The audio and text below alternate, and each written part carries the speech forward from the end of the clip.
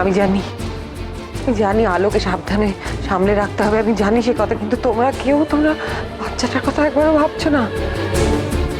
ধরো এমন কিছু একটা হলো, ধরো ভগবান না করুন, ধরো ডেলিভারির সময় এমন একটা কিছু অঘটন ঘটলো, তখন হয়তো দুজনের মধ্যে একজনকেই বাঁচিয়ে রাখতে হলো, তখন কি বলছি কি উল্টো পাল্টা সব? এসব খারাপ চিন্তা মাথা আনছো কেন? যদি আলোর কিছু হয়ে যায় তাহলে তাহলে তো আমরা বাচ্চাটাকে মানুষ করতে পারি বলো? আমি তো মা হতে পারি বলো? দেবী, সব বাজে কথা বলো না। আলোর এখন তোমাকে পাশে দরকার। দেবী, যে আসছে সে আলোরই সন্তান, আজীবন আলোর সন্তানই থাকবে। তুমি ওর মা হতে পারবে না, তুমি ওর বড় মা হতে চলেছো দেবী।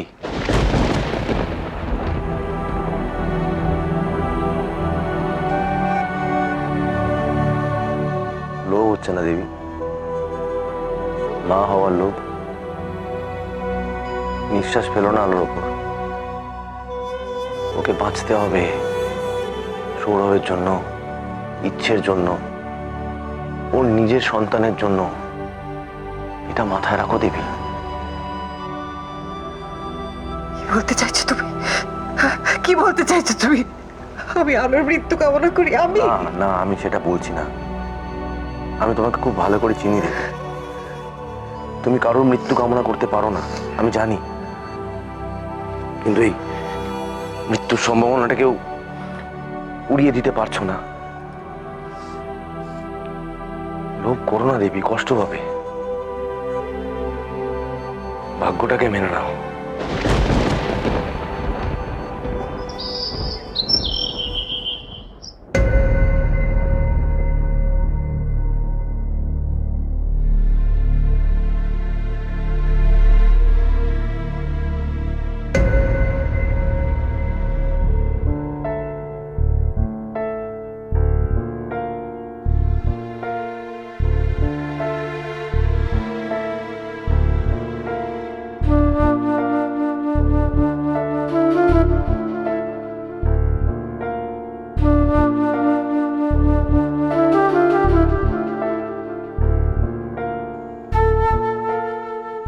বসে বসে ঘুমাচ্ছ কেন? সারা রাত শোওনি? তুমি তুমি একদম ওঠার চেষ্টা করো না, হ্যাঁ? দাঁড়াও। আমি উঠলাম কোথায়? এভাবে বলছো কেন? কিভাবে?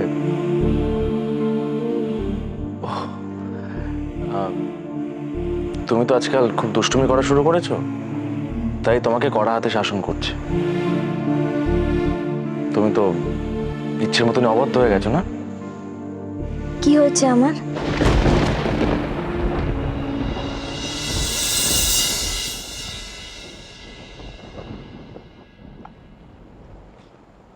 বাবা, বাবা তুমি এত তাড়াতাড়ি উঠে এলে কেন? ঘুমাইতেছে না রিন্দু, ঘুমাইতেছে না। আমার একই সর্বনাশ করলেন রে। এত কাণ্ড কইরা ঘরের লক্ষ্মীরে ঘরে আনলাম, এটা কি বিসর্জন দেওয়ার লেগা? বাবা প্লিজ প্লিজ এসব বলো না বাবা। তুমি এখনো তো সেরকম কিছু হয়নি। আগে থেকে কেন এত ভেঙে পড়ছো বলো তো? রঘুনাথ অবস্থা কেন একবার দেখছ? বাবা ভাই কিন্তু বলেছে যেন আলো কিচ্ছু জানতে না পারে। আমাদের কিন্তু শক্ত থাকতে হবে বাবা। এত সকালে আবার কিটা ফোন করে? তো তুমি বসো, আমি দেখছি।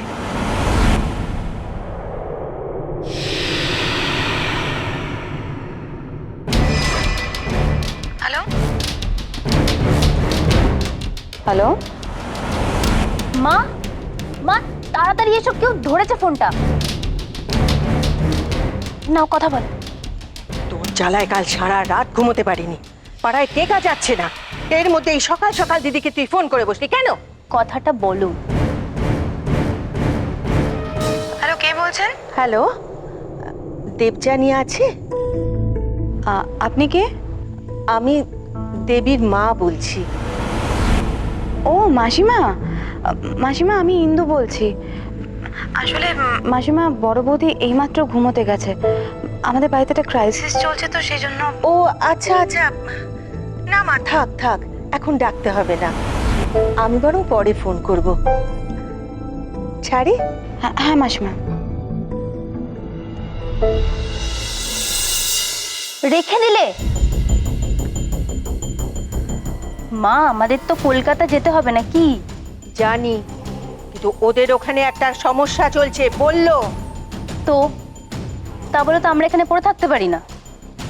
তোমার জন্য এখানকার পাট তুলে দিতে হলো, এখন এসব কথা না জানিয়ে দিদির বাড়িতে গিয়ে উঠবো আমরা?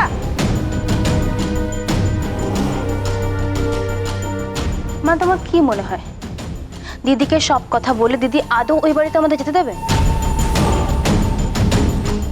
মা, তুমি বোঝার চেষ্টা করো, আমি একটা বিরাট বড় প্রবলেমে আছি। না আমাকে পালাতে হবে, নাহলে অনেকগুলো টাকা লাগবে।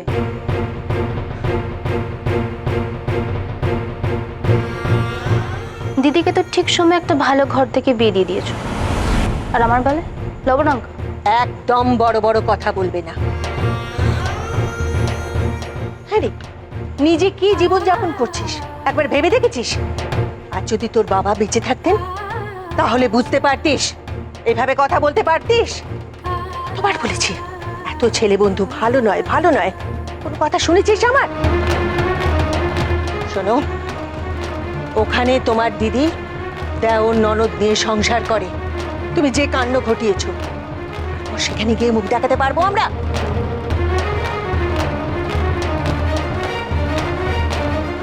একটা ভালো ছেলেও যদি পেতাম। কেন?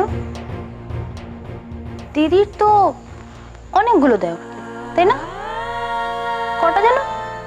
দুটো। তার মধ্যে ছোটটা বেশ ভালোই কামায়, কি যেন একটা ডিভোর্স নাকি একটা হয়েছিল। Not bad.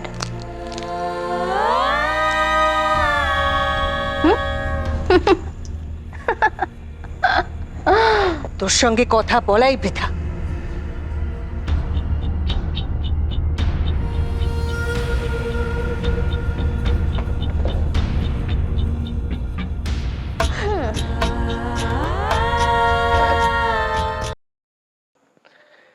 কি আবার হবে?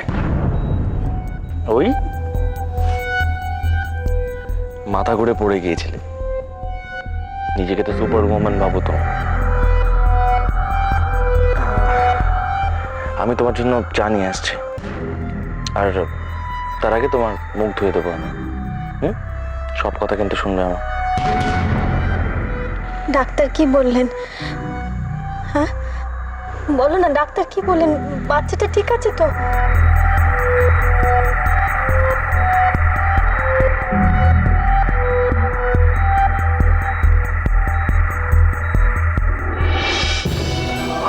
ভালো, তুমি তোমার যত্ন নাও তো।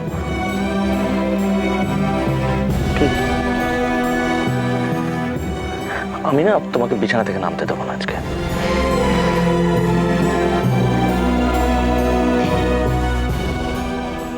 তুমি কি লুকোচ্ছ?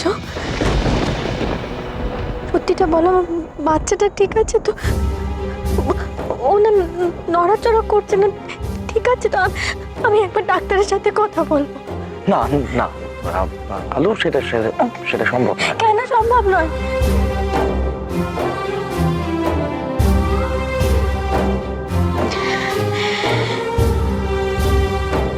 আমার একটা কথা দেবে না?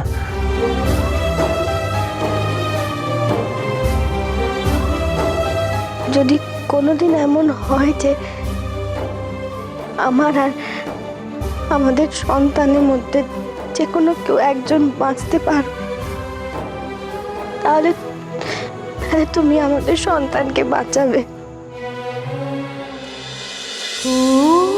নালো লাগলো চোখে।